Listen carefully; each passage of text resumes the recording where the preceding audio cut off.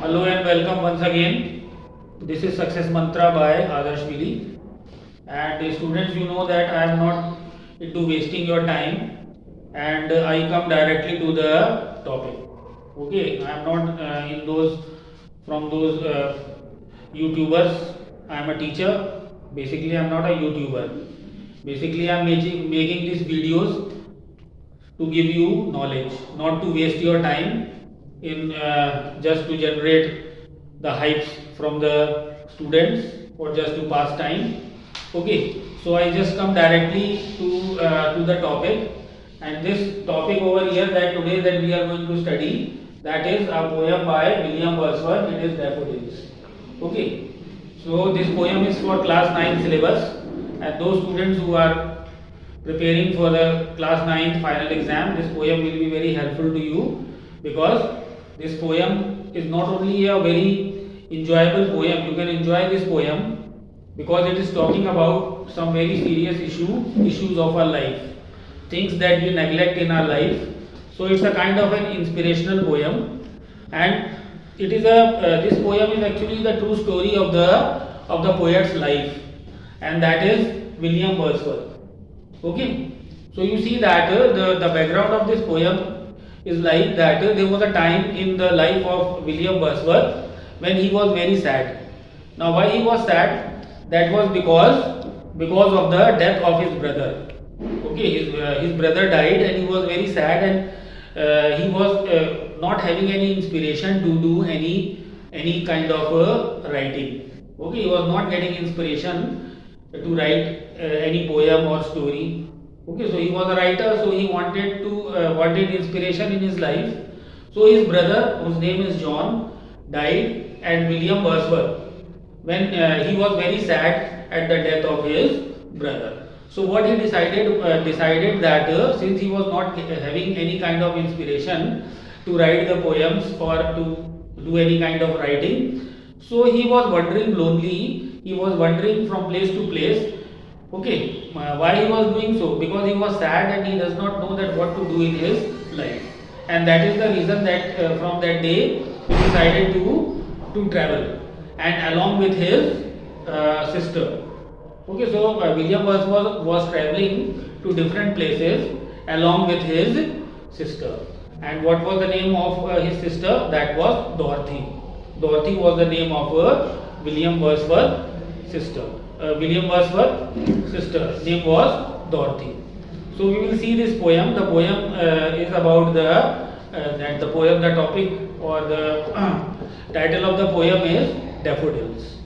Okay, so let's see that what the poet has to say about this poem. Okay, so here the poet is saying that I wandered lonely as a cloud. Now this poem is narrated in the first person. The poet himself is the narrator of this poem, and he's saying the I over here, you can say that William Wordsworth. So William Wordsworth is saying that I wandered lonely as a cloud. So what he was doing, he has compared himself with the cloud, and he says that he was wandering lonely as a cloud. Now the literary device used over here is a metaphor. Okay, what he is saying here that he compared himself to a cloud, and just like a cloud goes from one place to another, he is also going from one place to another. He is wandering, which means that without any aim.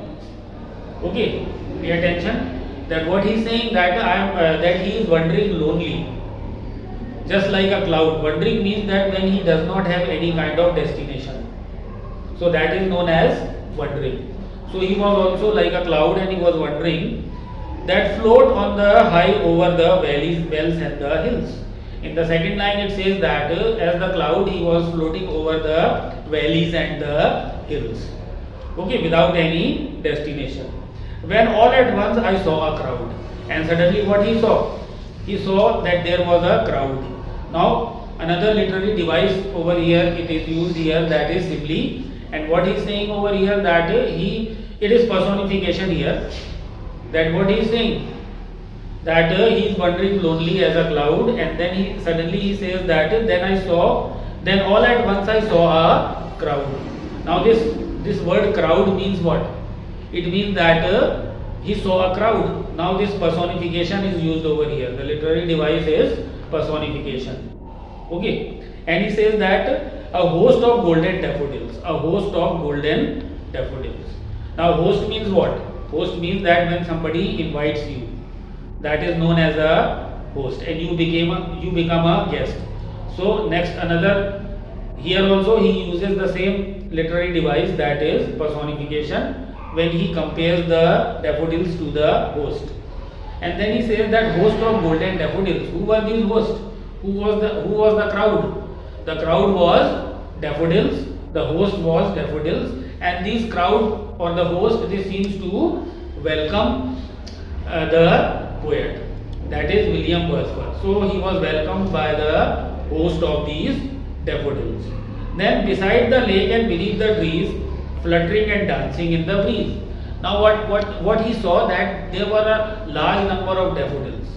Okay, the flowers were growing in a large number, and he could see that these flowers were growing under the trees and beside the lake.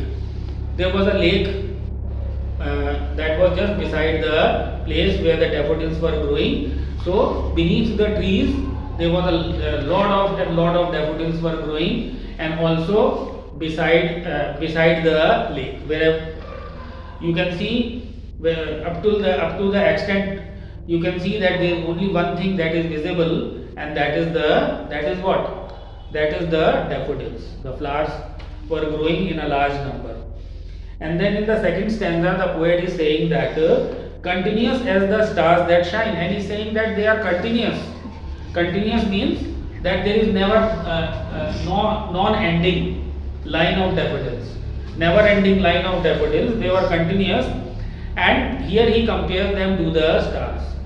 Okay, another literary device used over here is a metaphor, and he is saying that these daffodils were like the stars that shine and twinkle in the Milky Way. Just as the stars shine in the sky, the star shines in the Milky Way. Similarly, these daffodils were also shining brightly in the light of the sun. They stretched in a never-ending line.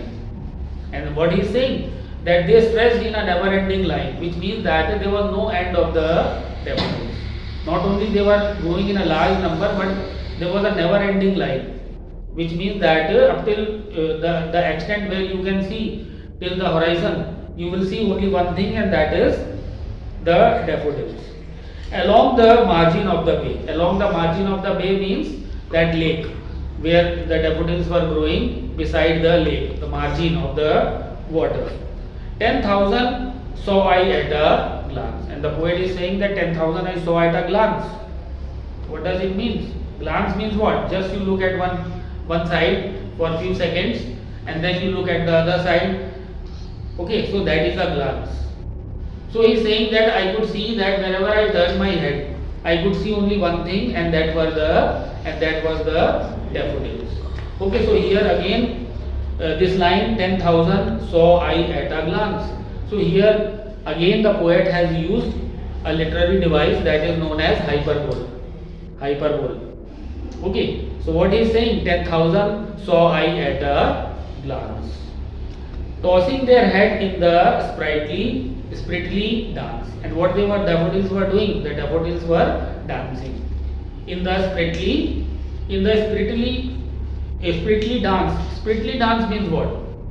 Sprightly dance means that they were dancing with joy, with full spirit.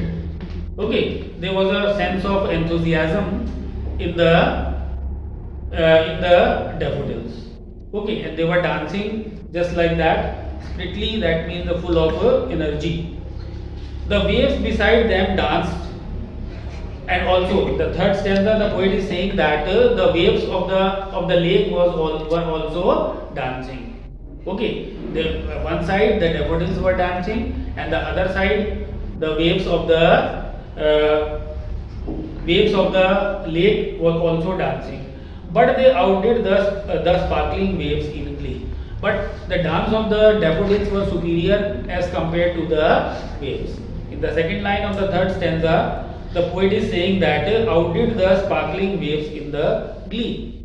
Glee again means happiness. The waves were also dancing with happiness. The daffodils were dancing with happiness, with full spirit, and whose dance was better? Whose dance was better?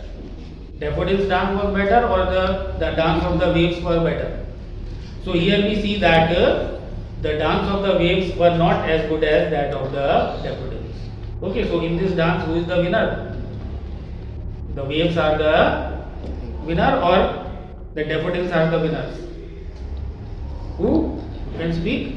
Daffodils. Daffodils are the winners of the race. And what he is saying over here, that in such a joyous company, and he says that in such a company that is full of joy.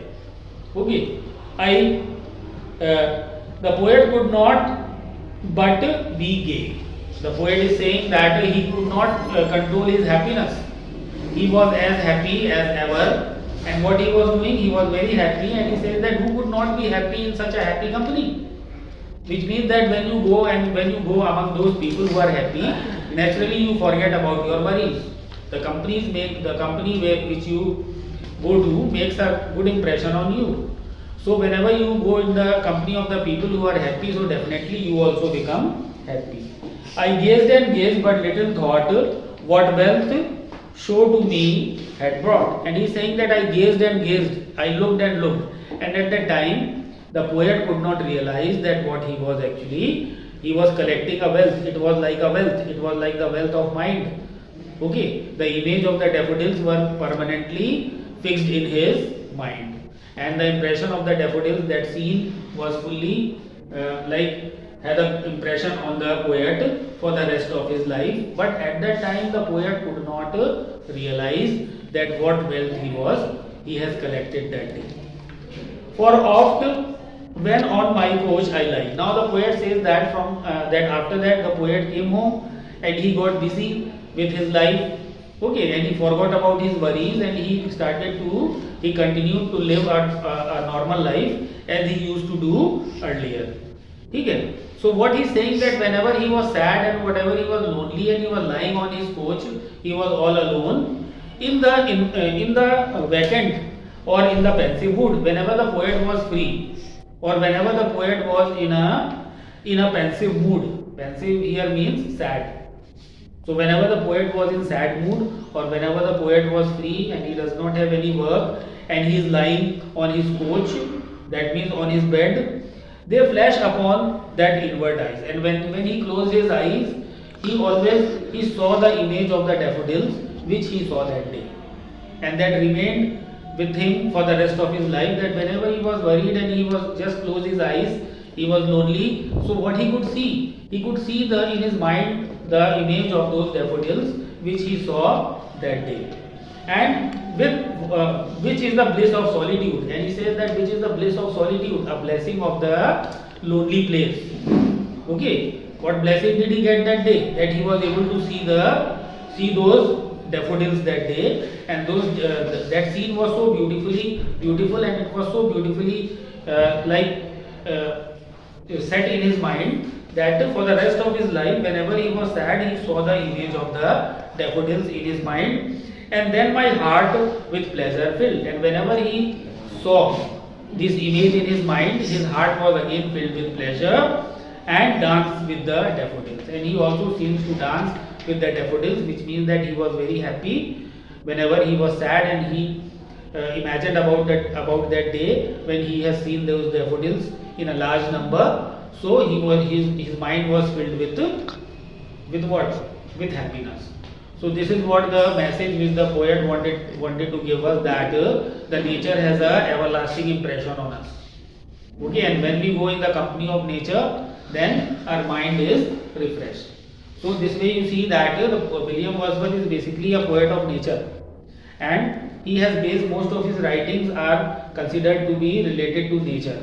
So here he has very beautifully presented the scene of the daffodils in this poem, and he has given the message through this poem that nature has an everlasting impression on us, and the nature has a healing power, and nature can heal a sick person, and nature can heal a sad person, and that is what happened to William Wordsworth that day. Okay, so I hope that all of you have understood this poem and you have also enjoyed this session of Success Mantra by Adarsh Willy. I hope that you keep on watching my channel and subscribe my channel if you feel so. Thank you very much for watching this video.